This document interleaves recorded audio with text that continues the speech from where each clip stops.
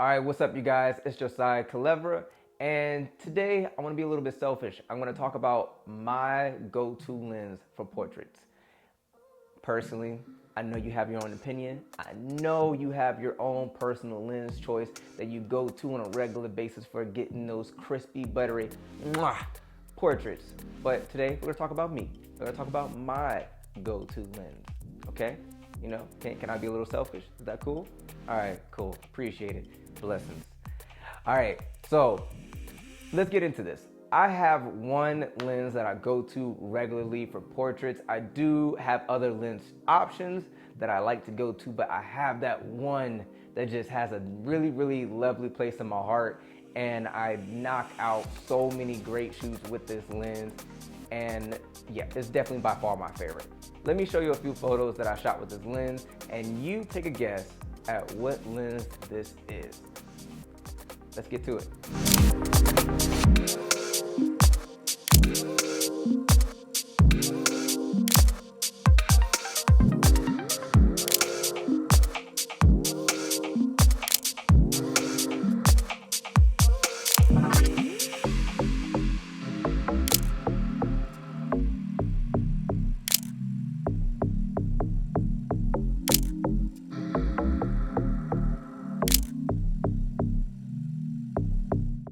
All right, so were you guys able to guess? Do you feel like you have an idea of what lens it is? If you follow me on social media, you probably might have heard me talk about this a few times, but I'm gonna save you the trouble and just let you know that it is the 85 millimeter. This is my favorite focal length to shoot portraits with. And more specifically, this is my favorite lens to shoot portraits with.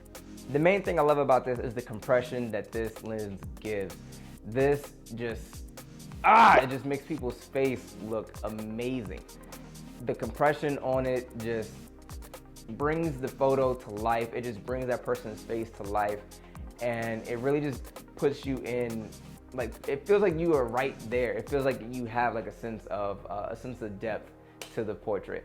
And speaking of depth, it also has an aperture of 1.4, which really allows you to throw out the focus depending on what you want to shoot with it. But to be honest, I rarely ever use this lens at 1.4. I typically shoot at 2.2 if I'm shooting a portrait, and even if it's of someone's face, I'm probably shooting it at f6, just because I want that full detail of their face. And I don't want that, like, that one eye that's completely in focus and the back half of their face is out of focus.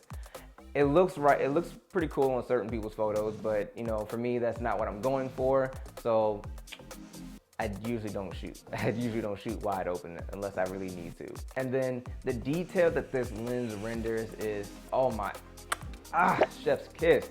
It's amazing. This is something that I feel like a lot of people don't take advantage of sometimes when it comes to most lenses, where they want to shoot at 1.4 because, you know, you get that bokeh, that bokeh. But to be honest, I rarely ever shoot at 1.4. Like I said earlier, I shoot at f6, and it's just because that detail that you get when you get your subject fully in focus, it just looks amazing. It feels great to actually have that detail available to you. Let me put this down so I'm not just swinging this lens around. So, as much positivity as I would love to talk about with this camera, there are a few cons and a few drawbacks to this lens. Number one being it's a fixed lens, so you don't really have that much versatility as you would with the zoom lens. I can get a full body portrait with this lens, but I also need to be able to have the space in order to do that. So depending on my environment, I may or may not have that versatility to be able to get a full body shot, and might be limited to just upper body portraits or headshots. So it's not a workhorse lens. It's not something that's an all-around lens. It's a very, very specific lens for specific types of images. So number one, it's not that versatile. Number two, it's a very, very pricey lens.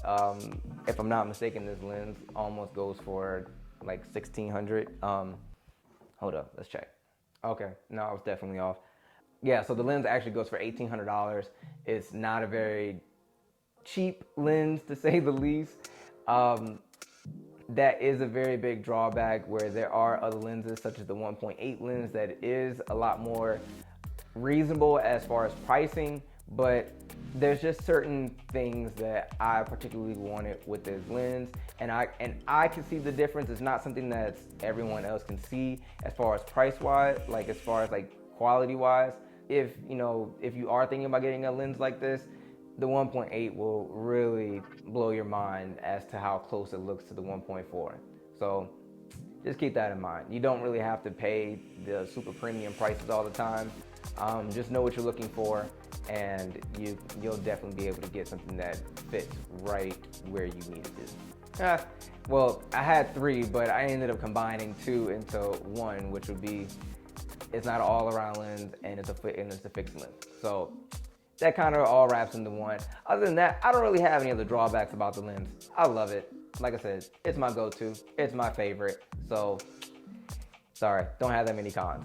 It's great. So to wrap this up, I want to talk about what I actually use this lens for. I actually have 2 reasons as to why I use this lens on a regular basis.